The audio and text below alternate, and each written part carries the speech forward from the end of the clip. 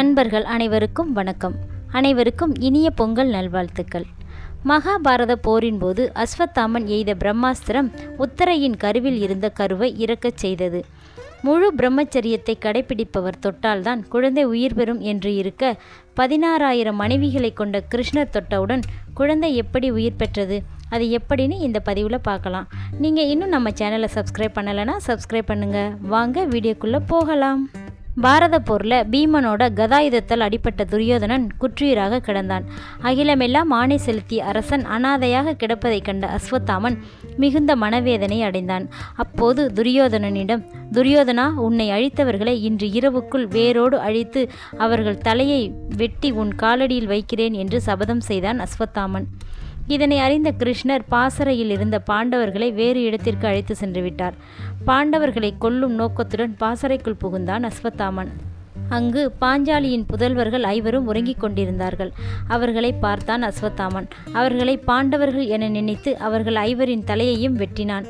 பாண்டவர்களை அழித்துவிட்டேன் என்று மகிழ்ச்சியோடு துரியோதனிடம் சென்று, துரியோதனா, நம் எதிரிகளான பாண்டவர் 5 கொன்றுவிட்டேன் என்றான். இதை கேட்ட துரியோதனன் நிம்மதியில் இறந்தான். அஸ்வத்தாமனுக்கு பிறகுதான் தெரிந்தது, நாம் கொன்றது பாண்டவர்களை அல்ல, அவர்களின் புதல்வர்களை என்று.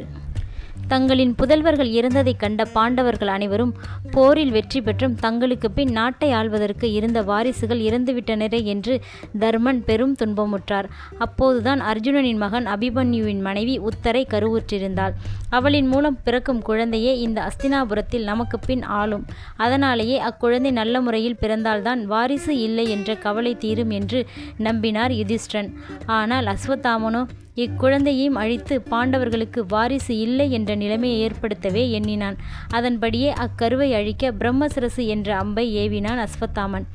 கிருஷ்ணரோட கருணையால உத்தரையின் கரு காக்கப்பட்டது. ஆயினும் அந்த வலிமை மிக்க பிரம்மாஸ்திரத்தினால் கருவில் உள்ள குழந்தை கருகிவிட்டது. அந்த குழந்தை இறந்தே பிறந்தது. உத்தரையின் கருவும் அழிந்ததைக் கண்டு பாண்டவர்கள் அழுது புலம்பினார்கள். குழந்தை உயிர் பெற்றுவிடும் என்று கிருஷ்ணர் ஆறுதல் கூறினார். எப்படி கரிக்கட்டையானது உயிர் பெறப் போகிறது என்பதை காண பராசரர், வியாசர், இன்னும் பல முனிவர்களும் அங்கு வந்தனர். பகவான் கிருஷ்ணர் அங்கு கூடியிருந்த பல முனிவர்கள் முன்னிலையில் இவ்வாறு கூறினார். பிரம்மச்சரிய விரதத்தை சிறிதும் நழுவாமல் கடைபிடித்தவர் யாராவது தொட்டால் கரிக்கட்டையான குழந்தை உயிர் பெறும் என்று கூறினார். பிரம்மச்சரிய விரதத்தில் தன்னை மிஞ்சியவர் எவரும் இல்லை என்ற கர்வம் கொண்ட சில முனிவர்கள் ஒவ்வொருவராக தொட்டனர். குழந்தை உயிர் பெறவில்லை. கிருஷ்ணர் கூறியது விளையாட்டோ என்று இவ்வளவு பெரிய மகான்கள் தொட்டும் குழந்தை உயிர் பெறவில்லையே என பலரும் எண்ணினார்கள்.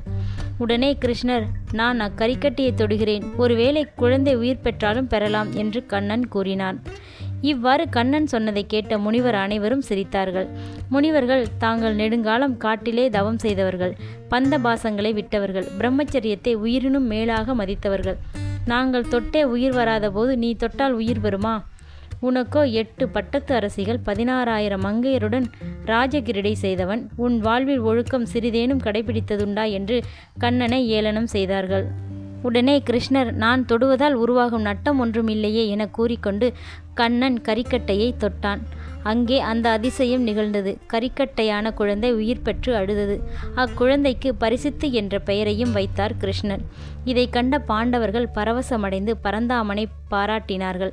அங்கு கூடியிருந்த முனிவர்கள் அனைவரும் வெட்கத்தால் தலை குனிந்தனர். முனிவர்களின் ஐயத்தை போக்குவதற்காக கண்ணன், முனிவர்களே, நீங்கள் தவத்தால் சிறந்தவர்கள்தான். நீங்கள் பிரம்மச்சரியத்தை கடுமையாக கடைபிடித்தது உண்மையே. ஆனால் உங்கள் உள்மனம் சில சமயங்களில் காமத்தால் பேதலித்தது. உள்ளத்தால் பொய்த்து இருந்தீர்கள். ஆனால் நான் பல 1000 மங்கையரோடு உறவாடியது உண்மைதான். உலகோர் கண்ணுக்கு நான் போக புருடனாக தோன்றினாலும் என் மனம் மாசற்று விளங்கியது. அதற்கு இக்கரிக்கட்டை உயிர் பெற்றதே சான்று என்று கூறினார் கிருஷ்ணர். நான் பகவத்கீதையில், சிதப்பிரஞன் உலக போகத்தில் ஈடுபட நேர்ந்தாலும் தாமரையில் தண்ணீர் ஒட்டாமல் இருப்பது போல பற்று அற்று பந்தம் படாமல் இருக்க வேண்டும் என்றேன். நான் சொன்னது மட்டுமல்ல, சொன்னபடியும் வாழ்ந்தேன் என்று கண்ணன் திருவாய் மலர்ந்தமையை கேட்ட அனைவரும் வியப்பில் ஆழ்ந்தனர். இக்குழந்தையே யுதிஷ்டிரனுக்கு பிறகு அஸ்தினாபுரத்தை ஆண்ட பரீட்சித் மன்னன் ஆவார்.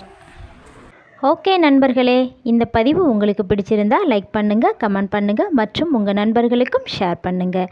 இது போல தகவல்களுக்கு நம்ம பக்திமயம் சேனலை சப்ஸ்கிரைப் பண்ணுங்கள். மீண்டும் அடுத்த பதிவில் சந்திப்போம். நன்றி, வணக்கம்.